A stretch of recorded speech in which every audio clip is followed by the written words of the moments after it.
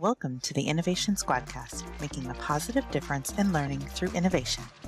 Welcome to Innovation Squadcast, and thanks for making us part of your educational PD journey. Before we head to the beach, we're helping you wrap up this year with intention and spark some major innovation for those final days, from digital spring cleaning to projects that will have your students buzzing until the last bell.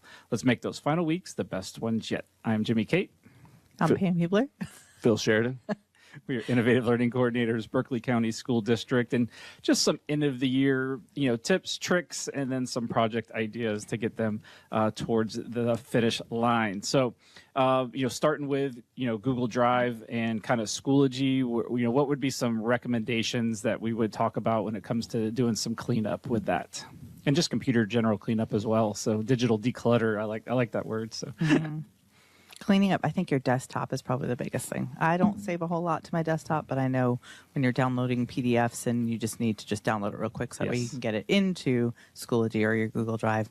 That desktop, what I used to do is I would actually create a folder that said like 2526 archive or something like that. Yep. Create that on your desktop, and then you drag anything that you want to keep from your desktop in there. Then all you have to do in your Google Drive is add that folder, and then all those PDFs are going to be in your Google Drive. Yep. It's probably the easiest, fastest way to do it.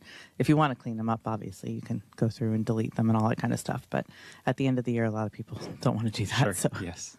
The same thing with Google Drive in general, like naming convention, right? Mm-hmm. Put 2526 at the end of some of those, go through that list mm-hmm. of things that you've exported to docs and, mm-hmm. and things that are important. Make sure you've got a naming convention. You don't want to go find that untitled document and kind of figure out, you got 50 untitled documents, yes. Which one do I need? So I think a good naming convention is important there as well. So cleaning up that Google Drive is almost just as important as the desktop. So. Mm-hmm.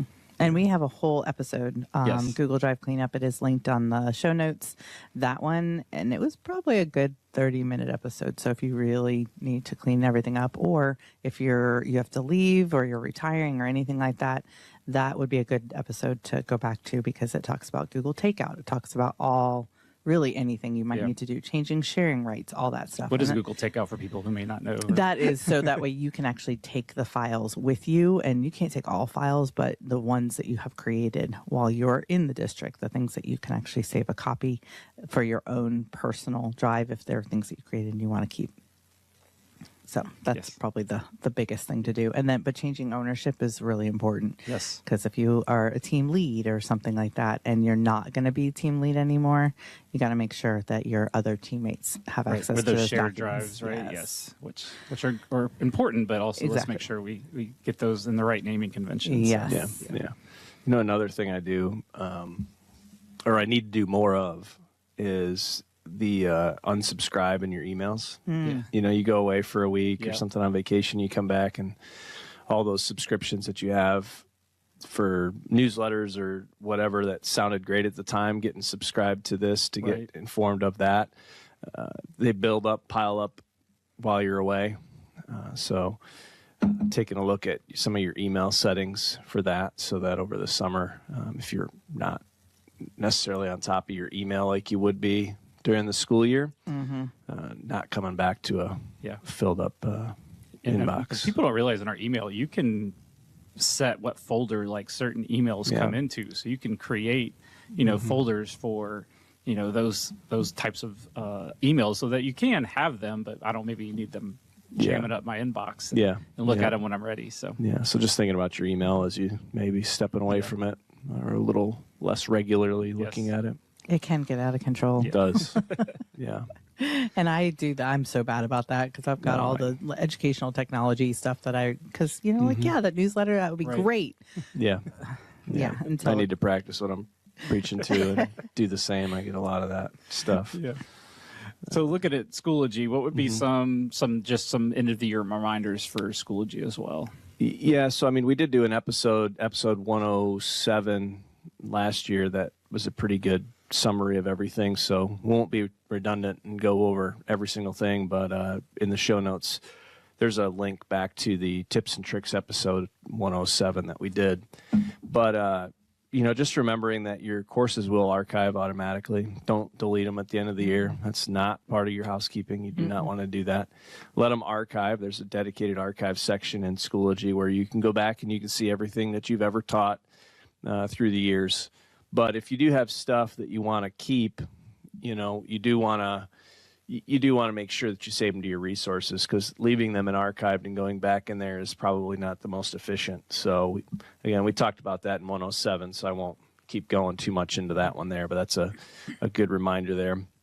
The fact that they can, save folders into resources. Yeah. So, with all those individual assignments, maybe folder them so that it's easy. They can also take if they like the entire course, they can save the entire course. So, So we go over that in that 107, but And rubrics, that's another one that that one's easy to overlook and forget. We think about our content and using that, but our grading systems and specifically rubrics is really, you spend a lot of time building those things. So you might as well save those to your resources if it is something you're going to reuse. Yeah. It's a great place to put them. I'm talking about organizing. Think about organizing your resources too. Yes. You can create collections and folders for courses in there as well. So it's not just, bringing a bunch of stuff in. Stream of stuff. But so we're coming up on the end of this quarter. This quarter is also the end of the year, obviously. But you need to be taking a look this time around when it comes to grading at your final grades and making sure that you look at those, compare it to Schoology, taking a look at all of your flagging and things like that in Schoology to make sure that everything's looking real good, because this is going to be the last one for the year, and again, it does feed into the final end of year course grade. If you have questions about final exams, we have information about how to do that. We're sending out info and in some newsletters, reminders for teachers. So please, keep an eye out for all that stuff. So that way the end of the year goes nice and smooth. And then the other thing that we get quite a bit of that you can come to the help desk for some support with is, as you are looking at all of the courses that you teach, but oftentimes we have courses that were added to, like professional development courses or different groups or a variety of different things, or you were a co-teacher in a course that you were helping cover while somebody was out. So any of those things that you are a member of, but you're not the owner of that course and you need assistance getting out of it, just you can come to our Schoology help desk and we can help you get yourself out of those courses. But never delete those if you ever see that option. That's not the way to get it out of your. That's not the way to get out of it. You won't make friends that way by deleting courses, especially if they're not yours. So just come see us at the help desk. We'll have a link to that in the show notes. We'll have a link to the final exam video as well in our show notes. So check out that link. That link's found in our description also in YouTube or Spotify or with the the collections that you mentioned. I do like doing that because it's so much easier to organize and then even share with your other teachers that teach the same thing. The collections, I think, is something that is kind of overlooked, and that's just in the resources. You have to, it's not your home, it's like you have to add a collection. So if you need help with that, let us know, because it is a nice way to organize and share. Absolutely. So and then another great thing about this time of the year is that you get to kind of let loose with some project ideas, and so I thought it'd be fun to kind of share a few of those project ideas. I love Genius Hour projects at this time of year, letting them deep dive into something that they're passionate about. Podcasting is another great way. You have them do like a letter to my future self, kind of a podcast to my future self, have them write it out and then record it. And then a survival guide is sometimes also to like, how would you do, what would you done differently your fourth grade year, or 11th grade year or whatever. So, what other, project ideas have you guys seen that are great for this time of year? I guess the one that I like is where you have like a QR code, and it's kind of like a flashback of the year. So it's like you can do video, you could do podcast, like really anything that you want to create, because most of our stuff ends up being a digital version. So creating those little QR codes, that way you could save them. We've added those to, as far as like adding stickers or, laser cutting or anything like that, where it's something you could take home. Yeah, you can create fun projects in Adobe or Canva, do gallery walks of everything like that. So, I know a lot of schools are going to be collecting Chromebooks here. Some of them, mid to end of May. So some of your end of the year projects like that, you may need to look for the no tech, low tech option. And not to get ahead of ourselves, but we do have our learning experience catalog to spark some ideas that you may have. A lot of those are no tech options to just do some fun and engaging activities that are curriculum and standards related. Yep. This is also a great time to jump into like AI and use Magic School for some project ideas. We have a project-based learning tool in there that they could put in there, or just ask Raina, I need some no-tech project options, and those are great innovative options. Maker, bring in those recycled materials, and Maker projects are a great way to get kids thinking and then writing about whatever it is going on. So that's when you could do gamification. You've got the, I just forgot what it was called. Novel engineering. That's another one, which goes with the Maker. Absolutely. Yeah. Novel engineering, gamification are also great. So in any of those ideas, reach out to your ILCs, and we're more than happy to help assist with those. And then also I put in the resources, Ditch That Textbook, which is a great resource. Yeah. He's got, I can't remember how many ideas. 25. Different kind of end of the year project ideas. So hit that link and check out that resource, and tons of different resources there as well. So. And then as we look ahead, like kind of after you're recharging, like looking at, next year's, people start planning and thinking and looking at that. What kind of options do they have when it comes to kind of summer PD and different options there? We will have a list of asynchronous PD options. Some of the ones we did have already this year, but we'll kind of refresh a couple of them, so that way people do have some options during the summer. Where can they find those? Those we'll send out in a newsletter. Okay. The end of the year newsletter, we'll send that out. And then a lot of them are based in Schoology, but then you can find those in Unified Talent. Yeah, I think search in Unified Talent, you find some different options. Exactly. There. Yes. Yep. And then you mentioned the learning experience catalog. I would say, look through that catalog as we continue to update it from now until the end of the year. And then, looking at that for next year and setting a target around, hey, every, certain frequency you want to do an innovative learning experience with your students, just setting those goals from the beginning of the year, being proactive, because you got to schedule them with us. And, you want to get on top of that so that you get an experience when you want it, because if you reach out to us shortly before you think you want it, we may be booked up with someone else. So it's kind of first come, first serve material. So get on it, look through it. There's a lot of really awesome, some based, some tech enriched, some not. So look through it, but they're all standards and curriculum related. So they're great. Yep. And especially like if you're changing grade levels or something like that, they're all, divvied out by grade level. Like you're moving from second to third or fourth to fifth. Check out that new tab.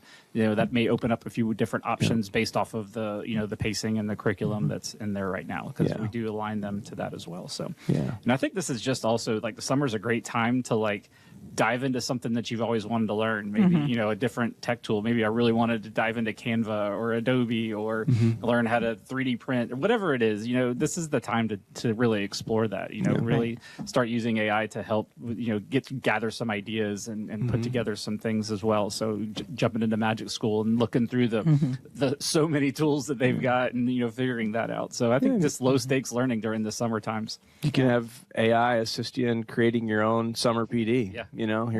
I've got a week I want to dedicate to kind of retooling myself when it comes to some of my skills, and have Gemini or Magic School help put together a little, PD plan for you Yep. for over the summer. Yep. Jumping in Notebook LM is a great one. I think over the summer, you can create some really great resources and kind of low stakes learning where you've got the ability to let it do its thing and then kind of revise how that comes in. So, this is, I think, the time to try out those tech tools that you didn't have time. It's completely understandable, but now we've got that time this summer to, just play around for an hour or two a day and see what you can create. So. Cool. So definitely check out the show notes on this one. Tons of resources in here. Like I said, we got 2 old episodes that are still relevant and great for diving into digital declutter and into Schoology. And then we've got some end of the year resources as well, whether it's project ideas or checking out that learning experience catalog. So, we got just a few more weeks to go, and we're excited for the end of the school year, but also excited for, the new year as well, because then new ideas, new projects, new adventures. So, so we're looking to recharge, but ready to get back after it next year. So, and this is our last one. This is the last year for this school year, the 25-26 school year. So let us know if you have any ideas or something that you want to hear about or anything like that. Yep, and we'll start working on the plan for next year and diving into some of those new tech tools as well and get innovating. So, all right, well, you guys, thanks for being here. And then until next time, keep innovating. Bye. Bye. Bye. Thanks for tuning in to the Innovation Squadcast today. Don't forget to subscribe on YouTube or follow on Spotify to stay updated on all of our latest episodes. And check out our show notes for important resources. You can also earn renewal credits through our podcast PD and Unified Talent. Just 2 episodes get you 1 credit. And visit the BCSD Innovation Squad Facebook and Instagram pages for even more inspiration. And if you're ready to move forward and transform your classroom into a space of innovation, reach out to your ILC. And until next time, keep innovating and make a positive difference in your students' lives.